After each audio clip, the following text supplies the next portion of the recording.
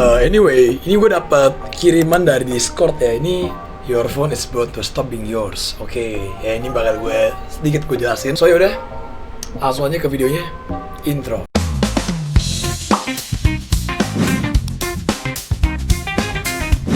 So, di sini langsung gue ke websitenya keepandroidopen.org ya. Jadi your phone is about to stop being yours. Katanya nih, mulai dari tahun 2027 ya, ini kalau kita cek 165 hari lagi sampai di lockdown, gua nggak tahu ya. Jadi katanya ya, di tahun 2027 awal ada yang namanya sign update ya, yang dimana Google akan melakukan tanpa adanya izin atau persetujuan ya, non consensually ya, will block every Android app was therefore hasn't registered with Google. Jadi kalau misalkan lu belum daftar di Google ya, nggak ada kayak misalkan KTP, address gitu kan, itu bakal langsung di cut off langsung. Itu dulu ya. So, di sini gue langsung baca aja. Ini kalau gue baca dari Warta Desa, ya ini 11 Maret. Ya. Gerakan global bertajuk Keep Android Open, ya, tetap jaga Android terbuka. Itu dulu. Ya. Di sini untuk perkara akhir dari kebebasan Android, pemicu utama gerakannya adalah pengumuman Google yang menyatakan bahwa mulai September 2026, semua aplikasi yang ingin dipasang perangkat Android bersertifikat harus didaftarkan oleh pengembang ya. Itu dulu. Jadi kalau misalkan belum terdaftar, bakal misalkan sudah ada aplikasinya dan tapi dia belum daftar, itu bakal di-kick aplikasinya ya, atau mungkin diblokir ya. Ini opini saya aja, itu dulu ya.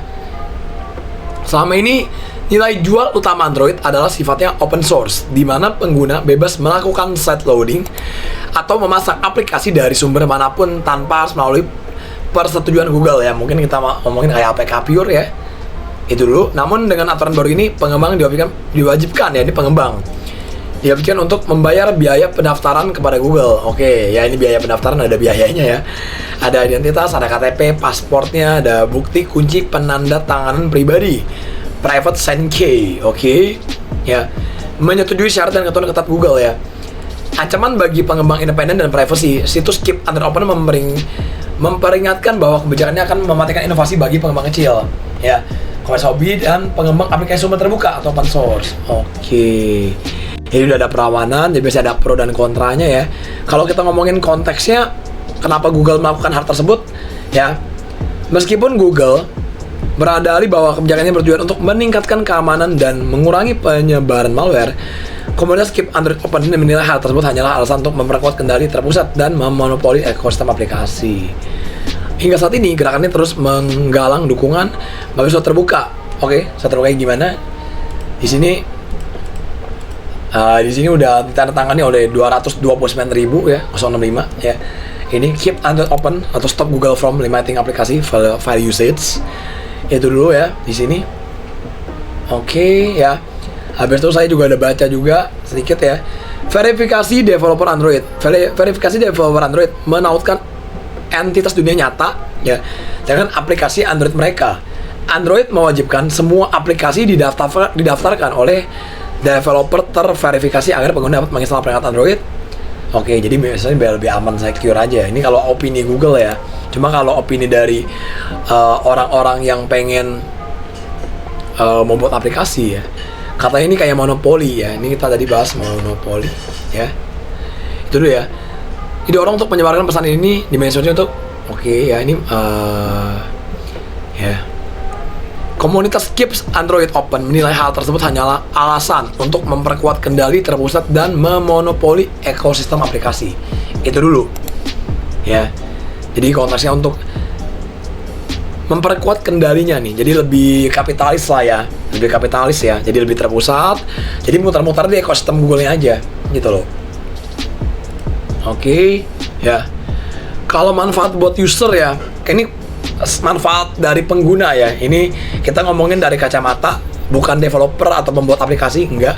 Ini purely adalah dari pengguna kayak aku deh. Kayak aku aja biar enak ya. Misalkan aku pengen gunain suatu aplikasi ya, kalau kita udah tahu developernya jelas ya, track recordnya jelas, itu kita lebih secure. Kalau kita ngomongin dari segi pengguna ya, manfaat bagi Anda atau pengguna, ekosistem yang lebih aman dan terpercaya akan menguntungkan seluruh komunitas developer, mencegah pihak yang tidak bertanggung jawab yang lebih suka beroperasi secara anonim, mempersulit penyebaran bahaya dengan menautkan aplikasi yang tidak baik kepada developernya. Hal ini membantu kami meminta pertanggungjawaban developer, menerapkan kebijakan keamanan dan menghapus jaringan berbahaya, meningkatkan trustednya ya, user pengguna, membantu membangun hubungan dengan pengguna baru dan membangun kepercayaan. Oke, buat di sini ya. Dimulai dari 30 September 2026, perlindungan verifikasi developer baru ini akan diaktifkan untuk pengguna di Brazil, Indonesia, Singapura, Thailand. Bocoran ini adalah upaya kolektif di seluruh industri seluler, oke, ya, untuk menjadikan ekosistem sebagai tempat yang aman, oke. Untuk mendukung pengenalan verifikasi developer di 4 negara ini, sistem akan memverifikasi penginstalan aplikasi dari App Store berikut. Ya bisa dibaca sendiri, ada Google Play, ada Honor App Market, ya. Ini mana nih Huawei? Ya, just kidding. Ya, oke. Setelah fase awal ini dengan partner kami akan memperluas perlindungan ini secara global untuk semua aplikasi di perangkat Android bersertifikasi pada tahun 2027. Ya, itu dulu. Ya, jadi ini untuk 30 September 2026 ya. Ini perlindungan verifikasi developer baru ini baru diaktifkan ya. Itu dulu ya untuk verifikasi developer baru. Itu dulu ya. Itu fase awalnya. Ya, abis itu akan diperluas perlindungan secara global untuk semua aplikasi di perangkat Android ya. Itu dulu di tahun 2027. Kemampuan verifikasi akan segera diperluas ke semua App Store Android pihak ketiga. Oke. Ya. Jadi udah ada nih mungkin buat teman-teman ya.